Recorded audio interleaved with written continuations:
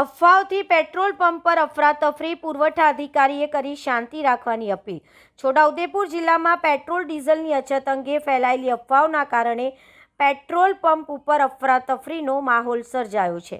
જિલ્લામાં આવેલા તમામ પેટ્રોલ પંપ પર વાહનોની લાંબી કતારો જોવા મળી રહી છે.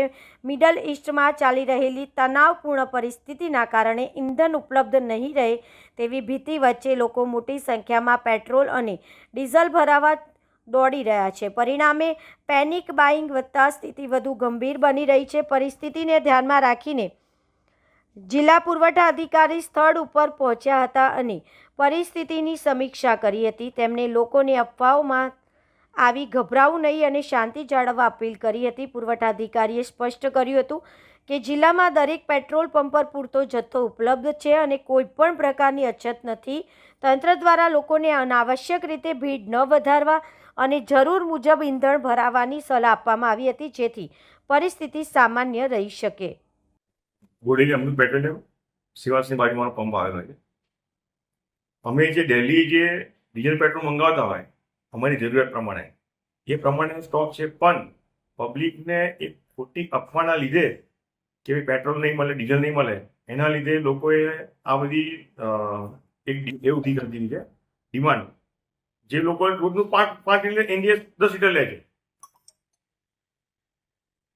બરાબર છે. બાકી કોઈ અમારી આઈઓસીએલ પાસે બી પૂરતો સ્ટોક છે. અમને આઈઓસીએલ એવું નથી કીધું કે તમે ડીઝલ પેટ્રોલ નહીં મળે કે આટલું મળશે, કશું જ નથી. આ વખતે તંત્ર બી સજાગ છે. પબ્લિકને ખોટો હાવ ઉભો થઈ ગયો છે ને એ હાવના લીધે પબ્લિક દોડે છે. મહેરબાની કરીને જેને જેટલું જોયું પેટ્રોલ મળશે, બરાબર છે, પણ એક વસ્તુ છે કે શાંતિ રાખો બસ. ના, પેટ્રોલની ખરેખર અછત નથી, પરંતુ હાલમાં પણ હું અત્યારે છોટાઉદેપુરના જે વિસ્તાર છે આજમરી પેટ્રોલ પંપ સાથે ત્યાં જ પણ હું તપાસ માટે આવ્યો છે, જે લોકોની અફવાના લીધે. તો ખરેખર ત્યાં મેં અત્યારે તપાસ કરી તો એમની પાસે અત્યારે સવારે 9,550 પેટ્રોલ હતું, એમનો બીજો 5,000 લીટર આવક થઈ છે, તો ટોટલ 14,550 લીટર પેટ્રોલ ઉપલબ્ધ છે અને એમાં અંદાજે ખાલી 3,000 લીટર પેટ્રોલ વેચાય છે. અત્યારે એમની પાસે ઓલરેડી 11,000 લીટર જેટલું પેટ્રોલ છે અને અમે સતત સરકારશ્રીના જે અન્ન નાગરિક પુરવઠા એમની સાથે સંપર્કમાં છે. એમની પણ અત્યારે અમારી પાસેથી પણ તાત્કાલિક માહિતી માગી છે કે આખા જિલ્લાની અંદર ત્યાં ડ્રાય જે પેટ્રોલ વગરનો જે કંઈ પેટ્રોલ પંપ હશે એની માહિતી આપો તો તાત્કાલિક એમને પેટ્રોલ ડીઝલ પૂરું પાડવામાં આવશે. એની માટેની અમે સતત મોનિટરિંગ કરી રહ્યા છે. અને ત્યારબાદ પેટ્રોલની જે અછતની અંદર અફવા છે એ ખોટી છે.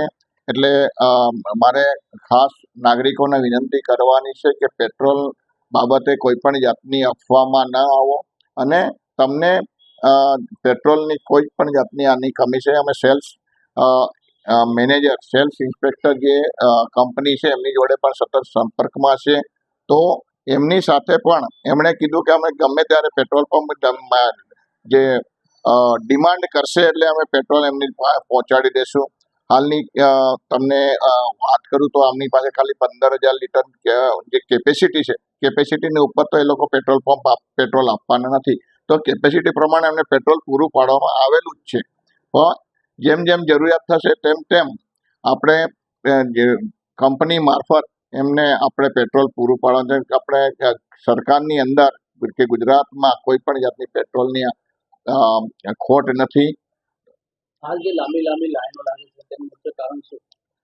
મુખ્ય કારણ કે જે સોશિયલ મીડિયાની અંદર અફવાઓ ચાલી કે પેટ્રોલ ખૂટી રહ્યું છે ને પેટ્રોલ થોડું થોડું આપે છે ને તો એના બદલામાં થાય છે, તો એના બદલામાં લોકોને એક સોશિયલ મીડિયા મારફત જાણકારી મળી એટલે એમને પોતાનો વાહનોમાં જથ્થો ભરાવવા માટેનો આખું એક પોતાનું પેનિક ઊભું કરી દીધું કે ભાઈ હવે કદાચ ના પણ મળે તો.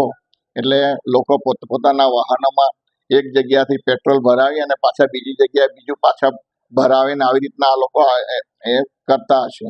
તો મારે ખાસ એમને વિનંતી છે કે આવું પેનિક ના કરો, કોઈને સોશિયલ મીડિયા મારફત કોઈ પણ જાતનું પેનિક ઊભું ના કરો.